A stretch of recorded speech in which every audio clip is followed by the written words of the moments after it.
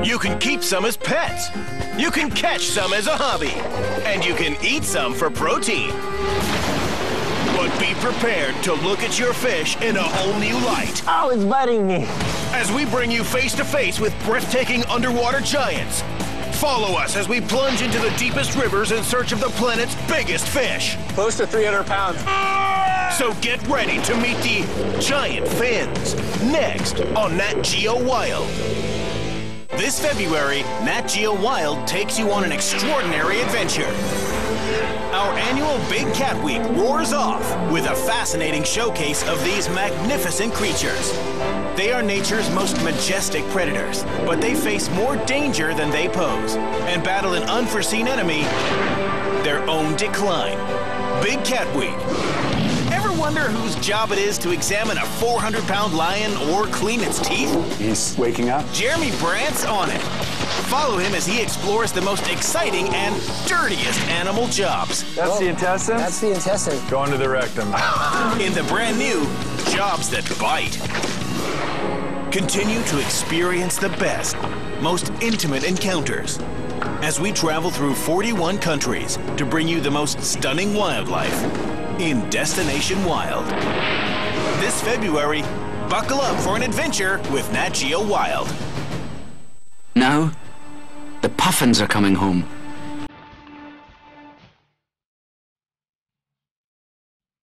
They haven't set foot on land since last summer. In the Hebrides, it's what you'd call a ceilidh.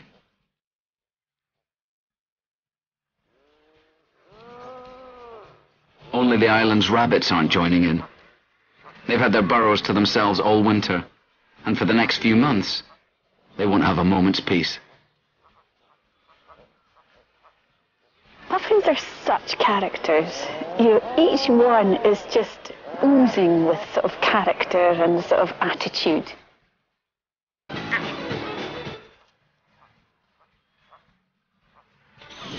Some mothers are already showing their pups how to swim, but they're too young to cope. One mother and pup struggle back to the beach, but the other baby is exhausted by being in the water. It's just 2 days old. They must rest. Today's tide will be the highest of the year, and the pup is completely unprepared for what's to come.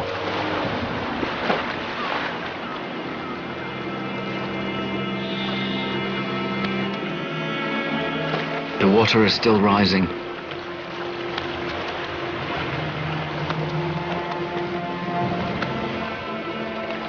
Rocks, which are usually safe resting places, will soon be underwater.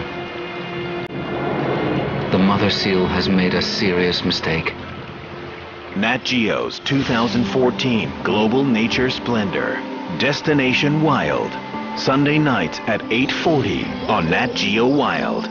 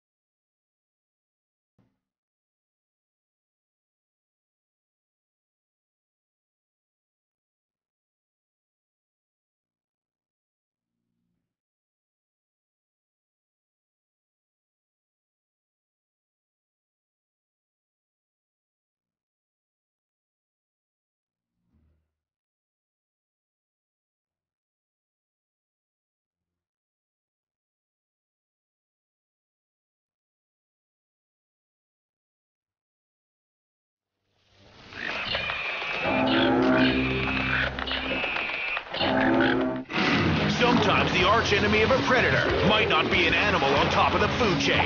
Most often it's their own species who become their rivals, and it turns them ruthless, aggressive, and lethal. See their moments of triumph and defeat when they go head-to-head for a smackdown. Because when it comes to Raw Brawl, there's no better place to witness it than at Animal Fight Club. Brand new series, Wednesday nights at 9:35 on Nat Geo Wild. In my dreams of tomorrow. Whatever it is that fish dream of, these guys dream bigger. Because to build aquariums like these takes a fishy mix. You happy? Of big ideas, friendly rivalry. Let me get some water in my mouth. This is insane. What's with the hiccup? He's just driving me nuts. And someone to think outside the ball. The new season of Fish Tank Kings. Tomorrow night at 6:50 on Nat Geo Wild.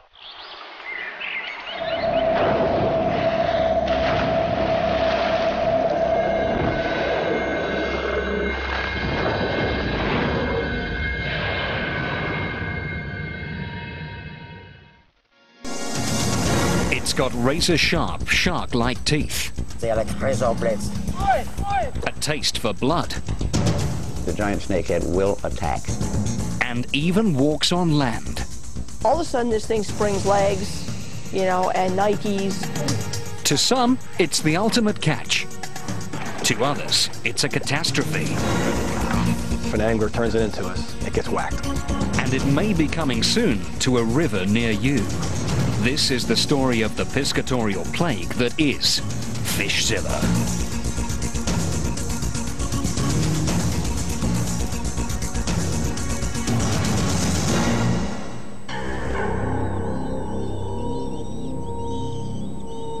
In their native habitats, alien invaders live in balance with nature's food chain. But in foreign territory, they can become dangerous intruders. A single colony can multiply to a deadly swarm. Some feed and breed so successfully they annihilate whole ecosystems. Now there's a new invader on the block, a ferocious fish with a massive appetite and razor-sharp teeth. It may even walk on land. Some call it the snakehead, others Fishzilla. In May 2002, the quiet American town of Crofton, Maryland, was about to encounter a terror straight out of science fiction. Amateur angler Paul DiMoro was fishing in a small pond behind a row of shops. He hooked a strange-looking fish. Unable to identify it, he snapped a few photos. He released it back into the pond, but Paul was curious about the alien-looking creature. He dropped off his photos at the Maryland Department of Natural Resources. He had no idea he was about to spark a sensation. Paul DiMoro caught one in May, took a couple of pictures and let it go. At the time, he didn't know he had hooked a fish that can breathe air and use its fins-like feet to cross land. You ever seen the torpedo in like the movies? Exactly like it. I thought it was a beaver coming. I mean, it has so much of a wake. Real nasty fish. When the picture came into DNR, it was recognized as being something unusual and different that we ought to look into. Maryland biologists feared the worst. They emailed the photos to Florida ichthyologist and invasive species specialist Walt Courtney. One look was all it took. As soon as I saw the photograph, I recognized what the species was, Channa argus, the so-called northern snakehead. The northern snakehead, or Channa argus, is native to Asia. There it lives in harmony, kept in check as both predator and prey. But snakeheads are also known to lash out at anything and anyone. Of the 29 known snakehead varieties, many, like the giant snakehead, are powerful hunters with ravenous appetites and sharp, snapping jaws. Jaws that can even tear flesh, human flesh. Thailand's Srinacaran Reservoir is a known snakehead stomping ground. Local fisherman Lung Tiang describes a violent snakehead attack. One day, after fishing near his riverbank home, he was preparing to turn in. At the water's edge, he gathered up the day's catch. Out of nowhere, a sharp pain ripped through his hand. At first, I wasn't quite sure what bit me. I saw a lot of blood on my arm. Inside their home, Lung's wife was cooking dinner when she heard a piercing wail. Oi! Oi!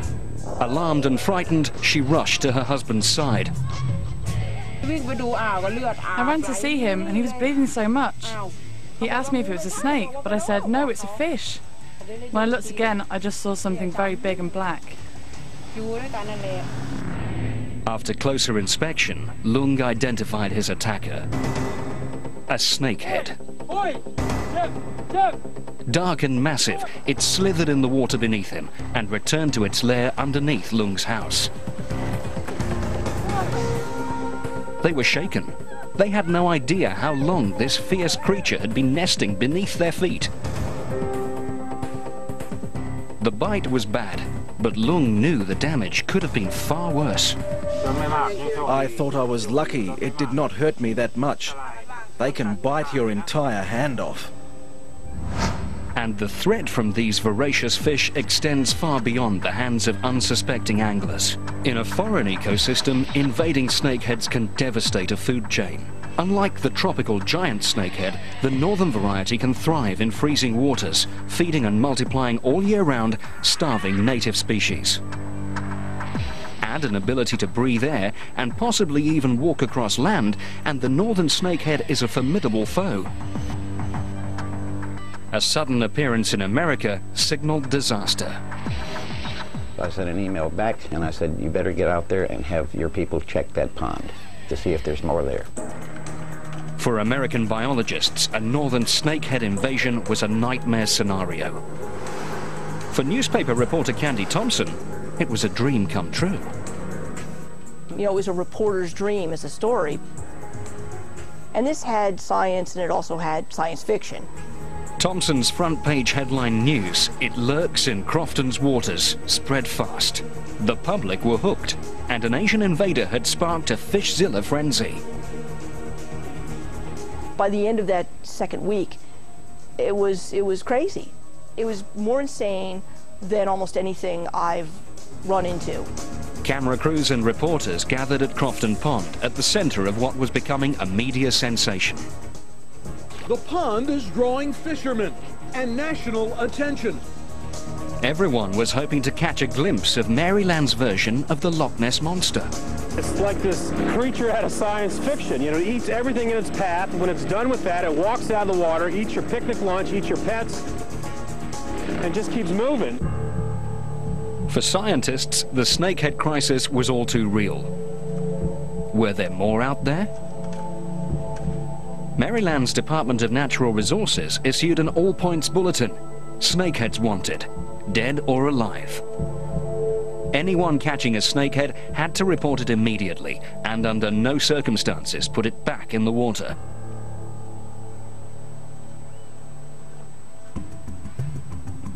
Local fisherman Joe Gillespie was one of thousands who read about the frightening Fishzilla. The lure of bagging a monster was impossible to resist. Come on, let's go. 2 months after the first Fishzilla sighting, Joe Gillespie began his snakehead bounty hunt. Acting as his deputies, son Mark and Mark's friend Jake hit the Crofton Pond.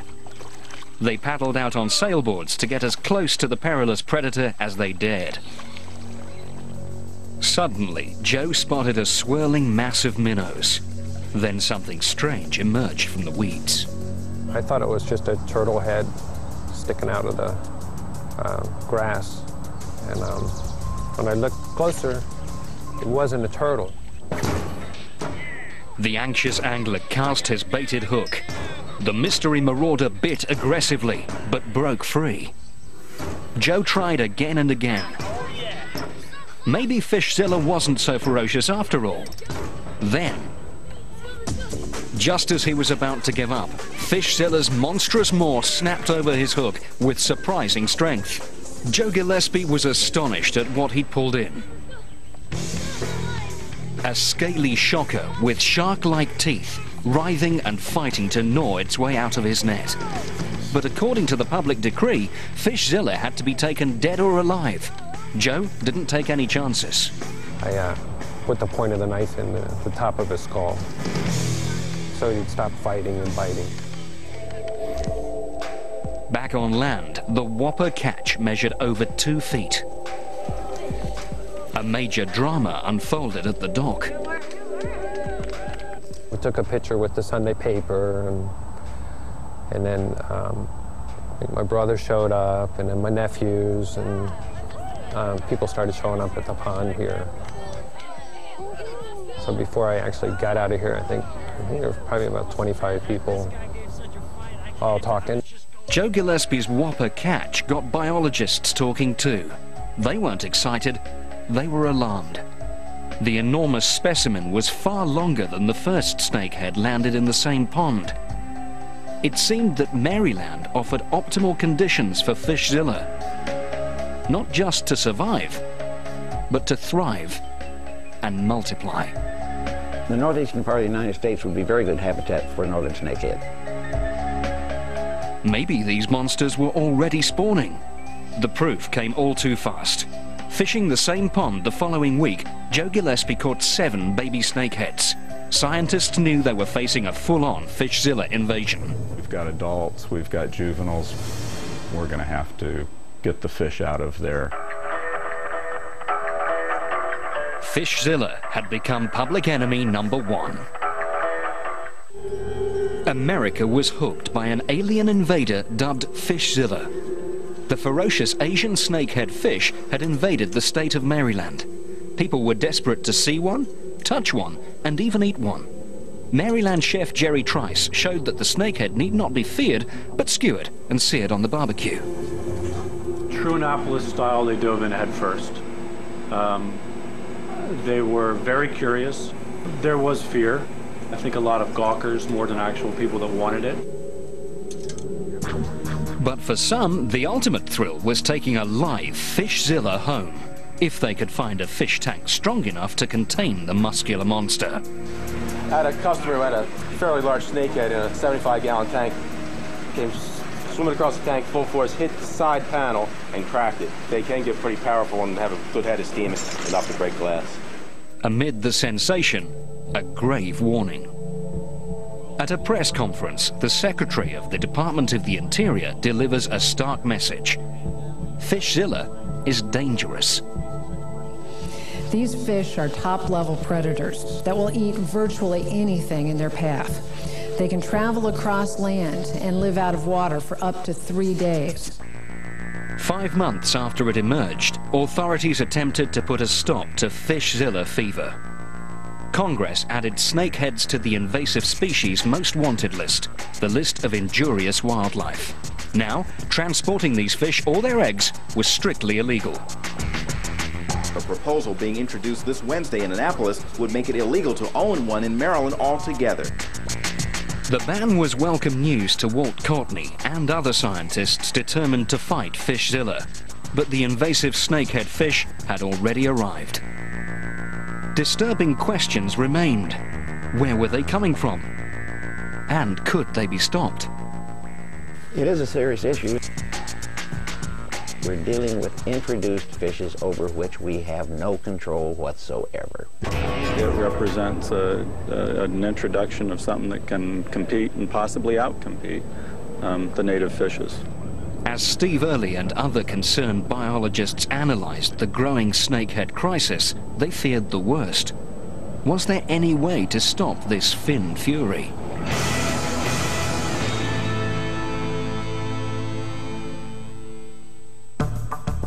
Ground zero for the snakehead outbreak, Maryland's Crofton Pond, would provide the testing ground. Biologists and natural resource authorities examined the evidence. Facing a potential eco-catastrophe, they had only 2 options: control it or annihilate it. They decided to fight the spreading snakehead scourge before it became an epidemic. Their deadly weapon? Poison. 4 months after the first snakehead sighting, authorities administered a powerful pesticide called rotenone to Crofton Pond. It would kill every fish in the pond, including native species. But in the war against Fishzilla, it was a price scientists were willing to pay. Though the rotenome would remain active for up to 4 weeks, biologists expected native species to be successfully reintroduced, repopulating the pond without the dreaded snakehead. The poisoning worked. Within days, the rotenone yielded a staggering number of dead snakeheads. 1,200, including 6 adults. Local biologists breathed a sigh of relief. I'm certain I killed every single snakehead in there. I'm certain I killed every single fish in the pond.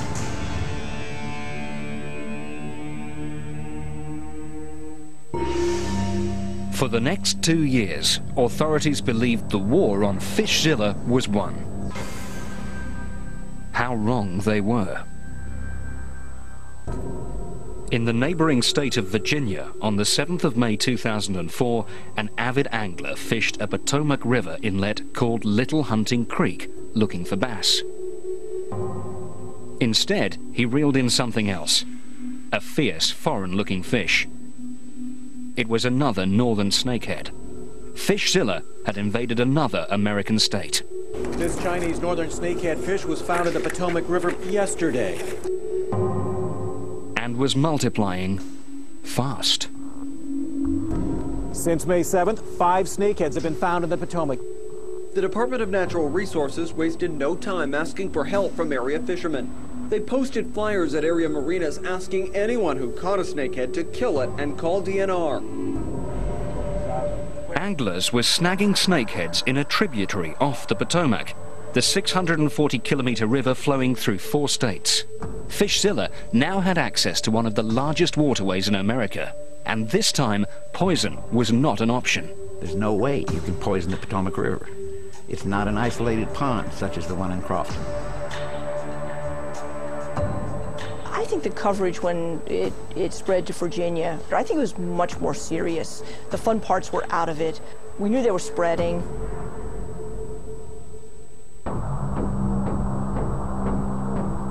The Virginia catch made national news. Reports surfaced of Fishzilla sightings in other states, including New York and California. Across the country, fish and game authorities wondered what was going on. Were these new snakehead sightings new offspring, or fugitives from Crofton, Maryland, where Fishzilla had first reared its ugly head? Biologists were determined to find out. They compared the DNA of the fish found in Virginia with the fish found originally in Maryland. The results were shocking. All specimens were the same species, but from different family trees. It could only mean one thing. The alien predator dubbed Fishzilla was invading on multiple fronts. I don't know whether this is good news or bad news, but what it does show is that these were all separate introductions. How could the snakehead invasion be stopped? Investigators needed to discover where they were coming from and why they were so pervasive. Understanding this alien predator became an urgent priority. Now authorities say the fish has been breeding and making its home here. In other words, it may be too late to stop them.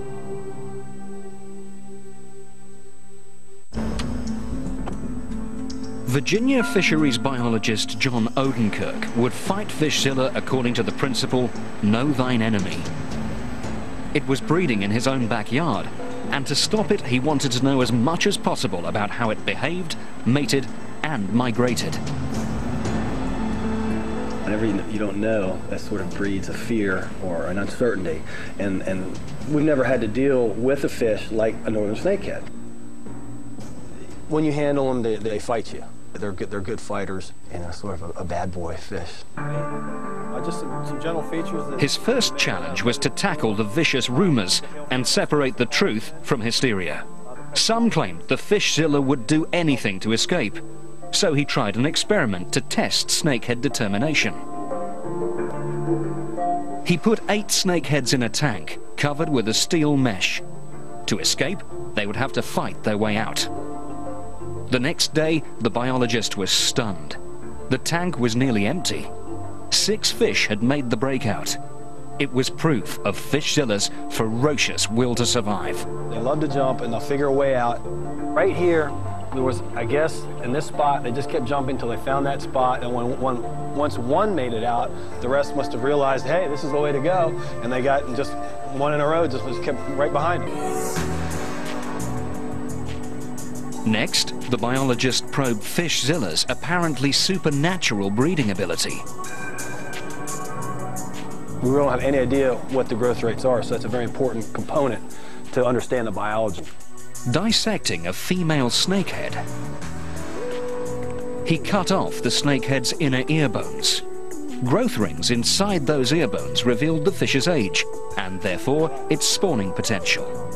And it's like counting rings on a tree at this fish's age, which I'm guessing just based on its size is probably going to be 4. There was no doubting Fishzilla's rapid reproductive powers. At age 4, this female could have spawned thousands. A northern snakehead reaches sexual maturity by age 2 or 3. Each spawning age female like this one can release up to 15,000 eggs at one time. What we'll do with these ovaries is we'll take a subsample, weigh the subsample, and then count how many individual eggs are in the ovary. We'll be able to model that index across the year to watch sort of how the spawning season progresses.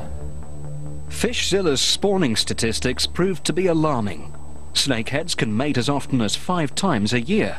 This means in just 2 years, a single female can release up to 150,000 eggs. In a natural habitat where predators and prey work in balance, fast breeding is kept in check. But in a foreign ecosystem without natural predators, a disastrous population explosion is a real threat. Investigating the snakehead's reputed taste for blood, John Odenkirk examined the precise anatomy that gives Fishzilla its bite. These are definitely impressive teeth. This, to me, it looks more like a saltwater fish in terms of its tooth structure. As you can see here, you've got several rows. And while it may be extreme to compare it to a great white shark, its appetite is nearly insatiable. When the snakehead eats, it's a thrust predator, and it'll just sort of envelop its prey at one time. They strike and just inhale it whole.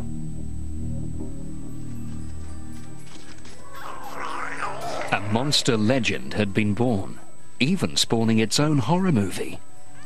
Fishzilla could apparently do what few fish could: walk on land. Californian Fish and Game Warden Todd Tognazzini was another investigator determined to separate fact from Fishzilla fiction. To test whether the invaders could survive out of water and walk on land, he put 2 northern snakeheads in a cool box with no water for 9 hours. Doubting they would survive, he was amazed by what he saw. I opened the container that they were in. I filled a container with water to see if the fish would revive. And quickly the fish began to swim around. He then took a fish out of the box and onto his patio. It showed no signs of fatigue from its ordeal, just a steely determination to escape on all fins. They have the ability to undulate somewhat like a snake, and that was clear in what I saw. The snakeheads rhythmically moved their fins and muscular bodies back and forth. It was the fish equivalent of walking. If snakeheads do in fact use this ability to cover distances above water, it's a resourceful adaptation. In their native Asia, snakeheads must survive wet and dry weather cycles like monsoons and droughts. Walking on land could mean the difference between life and death. Having the ability to move across short distances of land from an area that's drying to one that's wet is a massive positive survival factor. And to survive above water, Fishzilla has one final physical advantage. It can breathe air. On land, snakeheads use a primitive lung above their gills. They have these air chambers just up underneath the skull, so they'll rise to the surface, gulp air. That air is forced up into those air chambers, which act in many respects like a lung. The findings breathed renewed fear into America's worsening snakehead scare.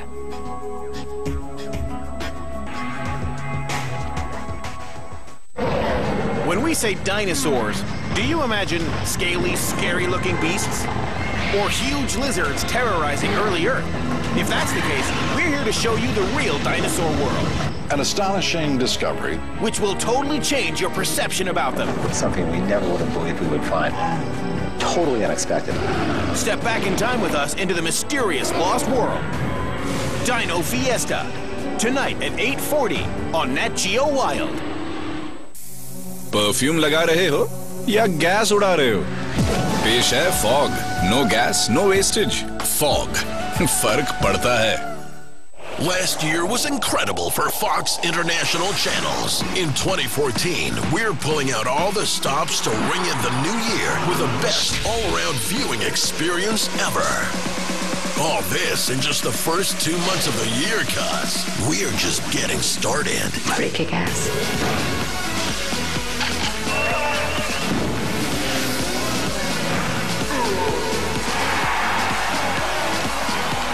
Huge. Huge. We offer the latest shows while they're still the talk of the town.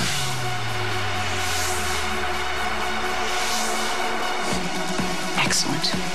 So, prepare for a rush.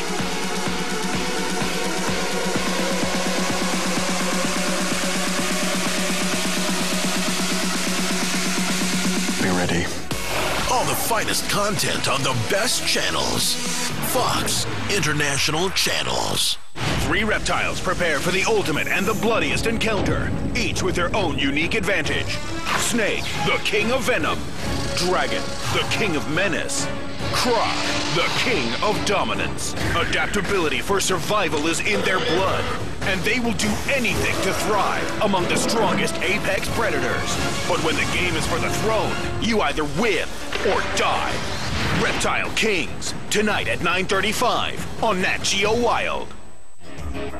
Remarkable experiments and remarkable results gave scientists new insights into the amazing abilities of the alien invader dubbed Fishzilla. As the Asian snakehead fish continued to breed in America's Potomac River, the question was, where would Fishzilla go next?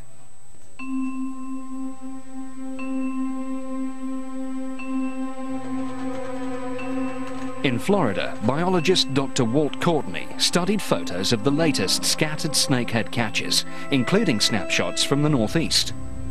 A closer look revealed an even bigger threat. He identified another, entirely different snakehead species on American shores, the giant. Giant snakeheads are more than just enormous, they're the real Fishzilla, the species responsible for bloody attacks on Asian fishermen. They get larger than other species of snakeheads, for one thing, and they will attack anything else that passes by them. Like the northern snakehead, the giant snakehead, Channa micropeltes, is native throughout Asia, but is by far the most aggressive snakehead on Earth. Like their smaller cousins, giants have sharp teeth, breathe air, and breed fast. But giants can grow to almost 1.5 meters long. This is the most dangerous of all the snakeheads. It's a vicious predator, particularly on other fishes. And giants are born tough. The juveniles, called redlines, were once popular with aquarium enthusiasts before Congress banned importing snakeheads into America. And as this footage reveals, redlines annihilate their tank mates.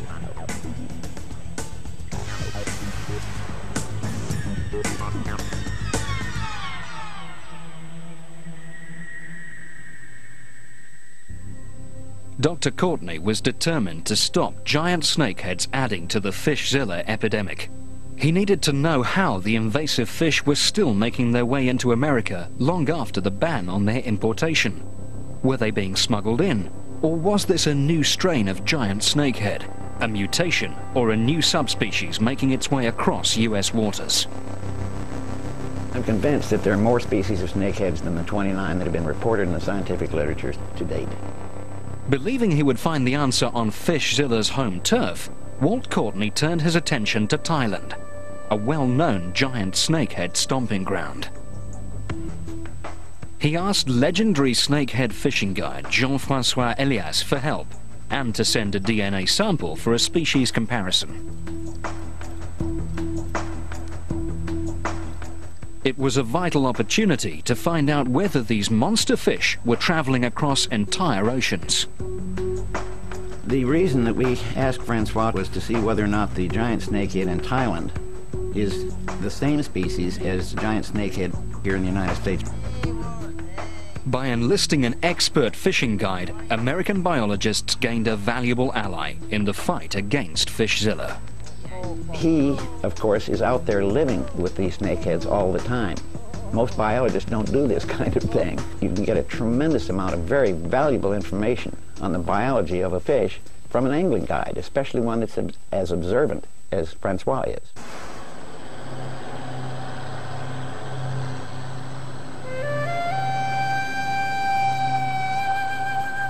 The hunt for fresh Fishzilla DNA began in the early morning in Kanchanaburi, Thailand. Seasoned guide Jean-Francois was joined by accomplished and aptly named fisherman Richard Pike to improve the chances of a successful giant snakehead catch.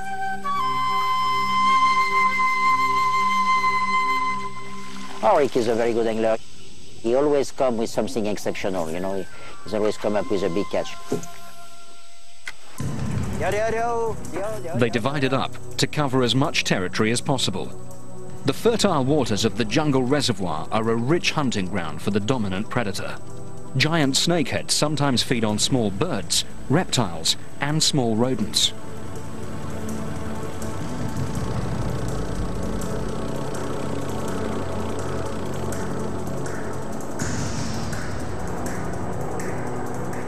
It's the top predator on the water. It's a savage fish. It's just a great fish to hunt. Catching Fishzilla takes skill and an intimate knowledge of the snakehead's aggressive attack tactics. It's visual. It's when a snakehead is striking, when he's attacking your lure, you see it. Bam! You just feel the heat. You feel it in your hand, you know. To catch giants, locals look for a ball of baby fish or fry they call croc. Here's why. Adult snakeheads force their hatchlings to breathe air by pushing the babies to the surface. To a fisherman, the tiny breathing snakeheads look like a wriggling ball. From there, it's deceptively simple. Strike the babies, and the adults strike back. It's maternal instinct, you know. Nothing different than people. Any woman or any father in the world, okay, if you slap his kid, he will jump at you. The same for fish, you know. Jean-Francois hit all the prime spots, hoping for a healthy specimen to examine and extract DNA to send back to America. He cast, pulled hard, and felt a quick bite.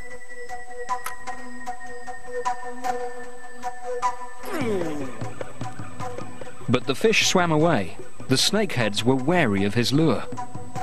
Persevering, Jean-Francois scanned the waters, looking for signs of schooling fish.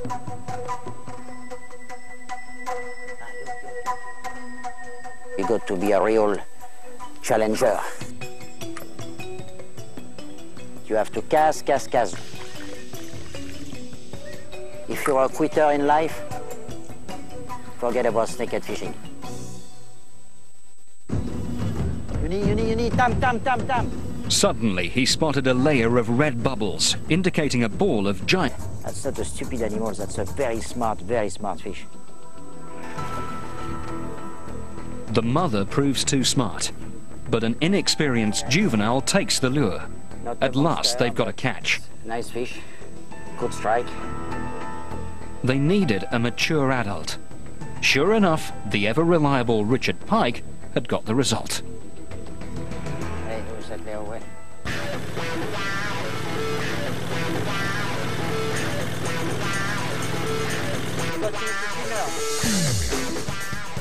Back at the houseboat, he'd landed a leviathan, a meter-long, record-breaking giant snakehead. Feel great. Full of adrenaline. It's still flowing. Shaking. What we got here is something like we can call catch of a lifetime. This is a 9 kilo 2 female giant snakehead that my friend Rick caught on top water. Jean-Francois quickly measured the fish and took some snaps. The day's giant snakehead catch gave him the material he needed to send to America. He carefully recorded physical data, including a snakehead tissue sample for DNA testing. Back in the United States, biologist Dr. Walt Courtney examined Jean-Francois' fin samples for DNA analysis. He would have to wait until an American angler submitted a locally caught snakehead to compare the two groups of fish. Until then, he couldn't prove what he believed to be the case, that the giant snakeheads in America were identical to those in Thailand, the exact same fish showing up on different shores. The theory pointed to a disturbing conclusion: human intervention. Scientists know invasive species are almost always smuggled in. Snakeheads could not travel across thousands of miles of ocean on their own. There might be one person who says, I think it's my right to have this kind of animal. I'm going to have it. And it only takes one person to release it and cause a problem. Despite a congressional ban on transporting snakeheads, Fishzilla continued to spawn and spread. Why? Import-export documents pointed to a possible answer. Investigators suspected a lucrative market operation selling snakeheads for food in America. The species has long been a favored dish amongst people of Asian descent. In many parts of Asia, Fishzilla is considered to be a delicacy rather than a danger. In bustling Thai markets like these, vendors sell bucket loads of snakeheads every day. Fishmongers kill and clean them on the spot.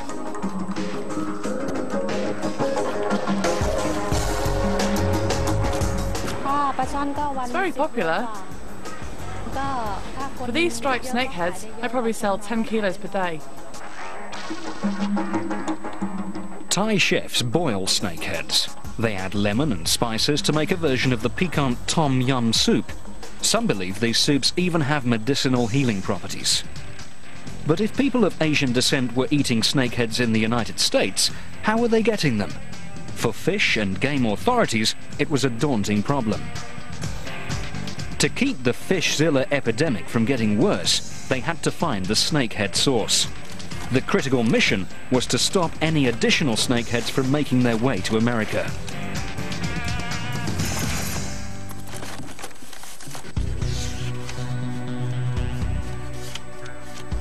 Just 6 months after the official snakehead ban was enforced, fish and game investigator Todd Tognazzini received a tip-off.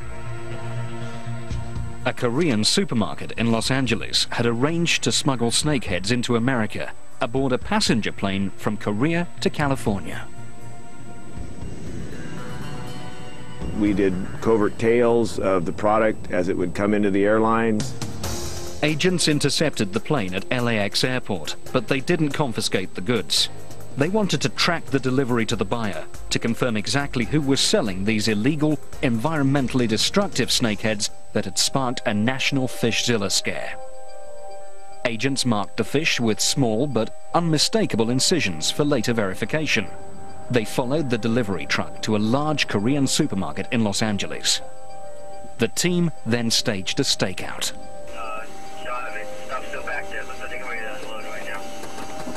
We were tailing shipments of snakehead to the market and ultimately watching it get unloaded at the market and also getting put out and offered for sale. The undercover team struck pay dirt. Since 2002, the market sold approximately $25,000 worth of live illegal fish every year. It was the biggest snakehead bust in U.S. history. I think anybody interested in importing snakehead into California would think twice, knowing the consequence that was held in this case. The supermarket paid fines of more than $200,000. The bust confirmed a long-held suspicion that snakeheads were being smuggled illegally from Asia into America. But one critical question remained. How were these alien predators getting into the wild? This February, Nat Geo Wild takes you on an extraordinary adventure. Our annual Big Cat Week roars off with a fascinating showcase of nature's most majestic predators.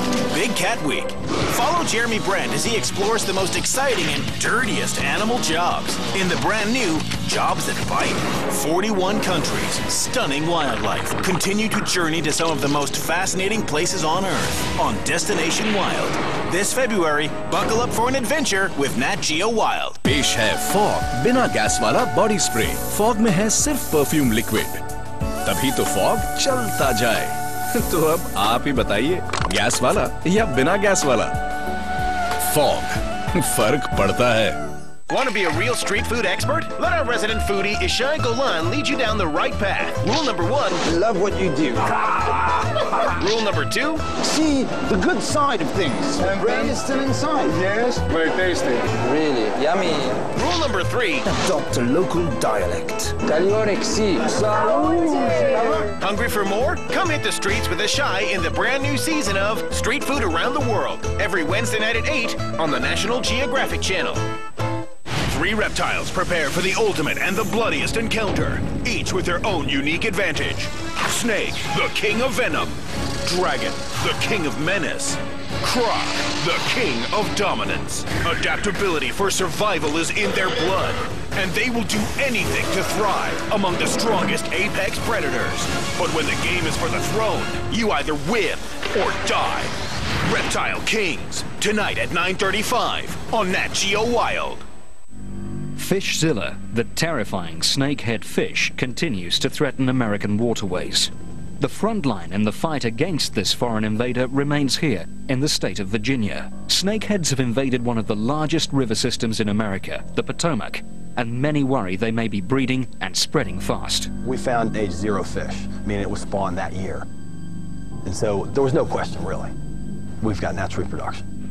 Virginia biologists face a grim truth. Poisoning the water or even isolating a single snakehead population in an open 600-kilometer river is virtually impossible. Their only hope is to find some way to control Fishzilla. Local scientist John Odenkirk and his team are determined to find out if the snakeheads are spreading, and if so, how to control them. But before they can control them, they've got to find them.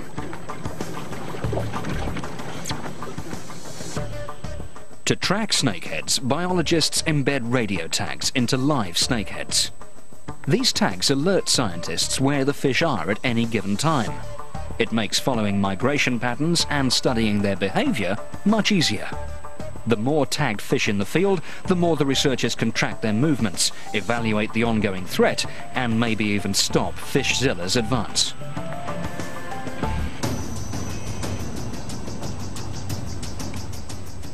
Working with Virginia Tech University, the team plans to insert transmitters into 50 northern snakeheads. The scientists expect to capture all the specimens they need in the course of 4 or 5 expeditions, and their method is nothing short of shocking. We're going to try to capture some northern snakeheads with electrofish, and we're going to see a lot of fish rolling up. When they roll up fast, you got to be on them. You guys ready for that challenge?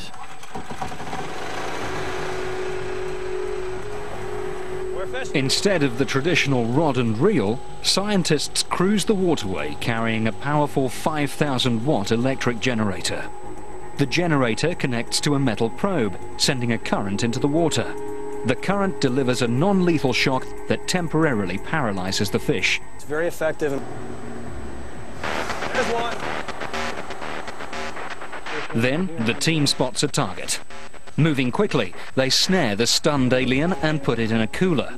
In addition to tagging, captured snakeheads get measured and catalogued, and details like estimated age and sex are noted down. It looks like it may be a female. You see sort of a abdominal bulge here, indicating ovaries perhaps. Nick, is this the clove wall? Yeah, it's all set. The biologists can now prep their snakehead sample for tagging. First, they immerse it in a tub of clove oil. Surprisingly, this common household spice contains a numbing chemical called eugenol. For humans, eugenol is a potent topical anesthetic. For fish, it's like a sleeping pill. After a few minutes, this fish will be sleepy enough where we'll be able to implant it with a transmitter. Because if we try to cut it now, it will thrash somewhat. And to see one of these fish, it's got a fluorescent color to it, so it stands out. The sedated snakehead is tagged with an individual ID number. It's got a phone number on it to call, and it's got a logo that says reward, $50, and then it's got an individual ID number. So if somebody catches this fish, we want to know, so they'll return the radio. Along where I'm going to make the incision. The fish is now ready for minor surgery. I'm making the incision along the stomach, just to the side of the midline. Try and avoid puncturing any of the important organs inside there. Each transmitter emits a unique frequency, allowing researchers to track the migration of an individual fish for up to a year. So that radio tag simply sits in the fish at the tail end hanging out. And the last thing I'm going to do is put a few sutures in this fish to stitch it up and close the wound. Are you all set? The tagged fish is released back into the Potomac, and the tracking device is tested. When we track a fish, it beeps once every 1.5 seconds. If the fish has died or the tag hasn't moved in at least 8 hours, then it'll beep once every 3 seconds. So that delay in the beep lets us know if the fish is inactive or dead.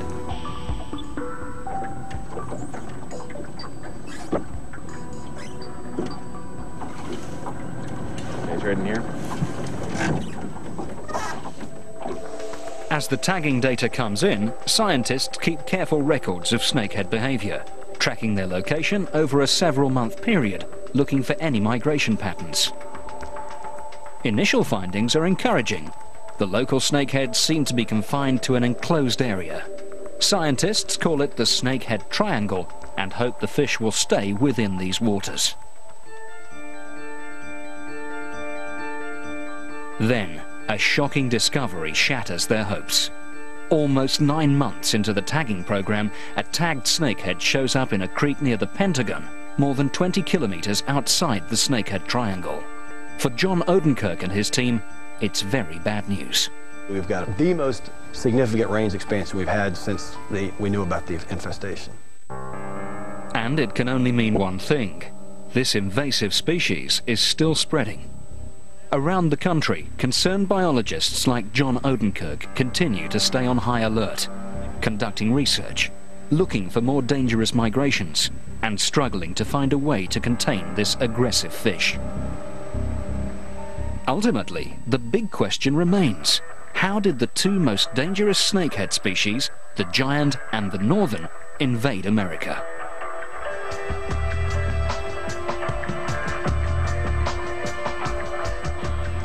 Most experts now believe the giant snakehead entered American waters when alarmed pet owners became overwhelmed and released them into the wild.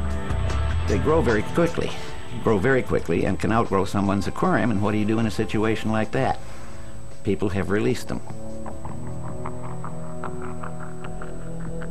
And as for the dreaded northern snakehead, its story may reveal the most tragic and ironic truth of all. Sometimes the best intentions have the worst consequences. The snakehead doesn't need legs to walk around. Humans will carry them. And we've demonstrated that time and again. Sure enough, one of those human carriers has confessed. A Chinese-American man living in Maryland saw news reports of the Fishzilla scourge. He told Maryland Natural Resource Authorities he believed he was responsible. In 2002, he bought 2 live snakeheads from a New York market. He planned to make a medicinal soup for an ailing sister, but his sister recovered before he cooked them. To bring her more good fortune, the man released the fish into Crofton Pond. He was following a traditional Asian custom known as ceremonial animal release, or prayer release, a tradition still practiced in Asia today. In this case, the release of a foreign predator into the wild did not bring good fortune, but the potential for severe environmental damage. Meanwhile, the battle between man and snakehead continues to rage. Biologists and fishermen continue to monitor population growth, study DNA, and gather as much information as possible in the hope of finding new ways to control the monster fish dubbed Fishzilla. Only time will tell how dangerous this foreign predator is to the ecosystem.